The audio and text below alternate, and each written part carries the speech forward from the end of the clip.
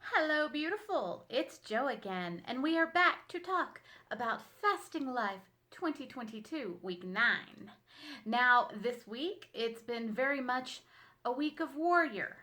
Now, that is because I was hungry a lot. That time of the month, I was hungry a lot. I did have 2 days where I lost my damn mind, but I've gotten right again. I have had also a mixture of some alternate day fasting as I have phased back into the new week. But yeah, there was 2 days of not great and horrible, and a lot of days of I'm trying, but here comes some warrior or some 16-8. I never had less than 13 plus hours fasted. So, overnight, finish the night, finish the evening, get on to it. There was challenges, but it didn't go horribly, horrifically wrong. I had more carbs than I'm truly happy about, and I had more sweets than I'm truly happy about. Had a lot of cheese. I was just cutting off blocks of cheese. I'm just gonna eat this protein, okay? And it's milky, vitamin D deliciousness. Colby, yes, yummies. Definitely, though, there was one day where I'm like, I need a honey bun. I need a Mountain Dew. I need another Mountain Dew. Then I told the girls, don't let me buy another Mountain Dew. I'm not allowed to have a third Mountain Dew. I never want 3. What the hell? But it's all better now. I'm back on track. Today was a fasting day. I have not eaten since yesterday evening. It's fine. No temptation. Everything's back on track.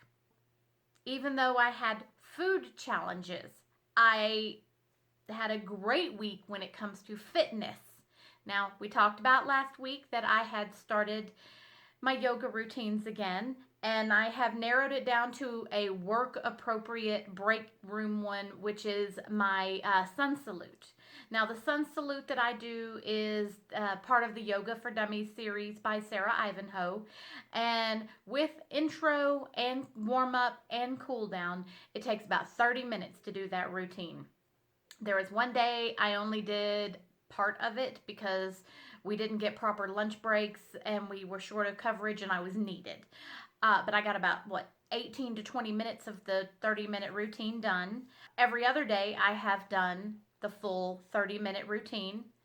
And that one is a workout. Let me tell you, the sun salute is a workout. So what has been happening is in the sun salute, if you've never done it before, I start with some forward bends, go into planking, go into cobra pose, go into downward dog, into lunges, downward dog, lunge other side,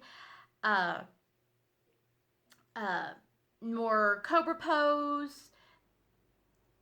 It's a lot of downward dog. It's a lot of downward dog. It also, with a lot of that planking in between poses, requires a lot of core strength. So yeah, for the initial few days, I was feeling it. My shoulders weren't feeling it as bad as they were last week. I was initially feeling it much more in my core where I was doing so much of that plank. It is reaching the point where I'm over the soreness hump. I am starting to be able to not cut some of those poses short because I just can't maintain. I'm able to stay in the pose the whole time. I may look like I'm having a seizure sometimes going into it. It is not a smooth and beautiful workout, but it is a solid workout. Yes, it's a little wobbly, but it's a workout. I'm getting my heart rate up. I'm working up a little bit of a sweat, but not so much of a sweat that I'm like, ugh, I'm on my lunch break. I still have to work the rest of the day in it. So it's not that bad, but it's a good workout. And then I have been using as warm-ups and cool down, alternating with a time on the vibration plate. So 15 minutes on the vibration plate, often in the before it, but partially I've tried it both ways. I've tried it as a warm up and as a cool down phase to the yoga.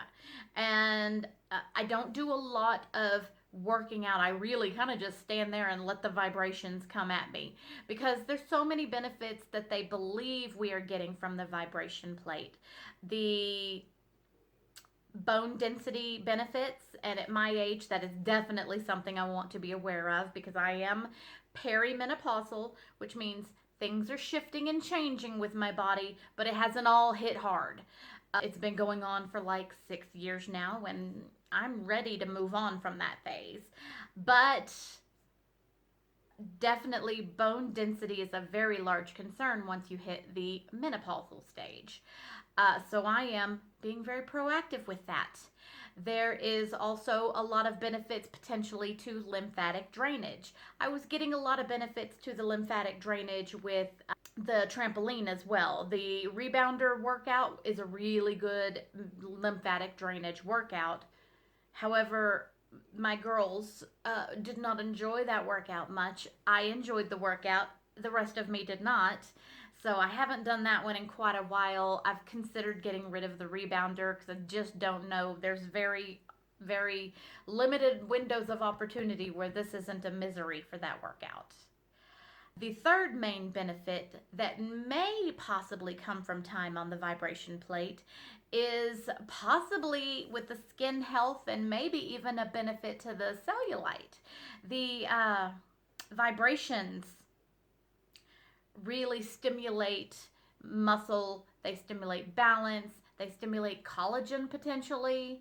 So it's a good warm up or cool down for the real workout, but it works best when you use it with the workout in conjunction. Don't just stand on the plate and think it's going to do everything for you. It's not, I guarantee not. But hopefully it will help some stuff. And then finally, I got back out on those streets and did some walking this weekend. Right now, there are very small windows of opportunity on the weekdays where it's not too light, not too dark, not too cold, not too hot, where I can get out there and walk. But Saturday and Sunday both, I managed to get 3 miles in. Now that is a 30-minute walk out, which is a mile and a half, 30-minute walk in. I pretty much average a 20-minute mile.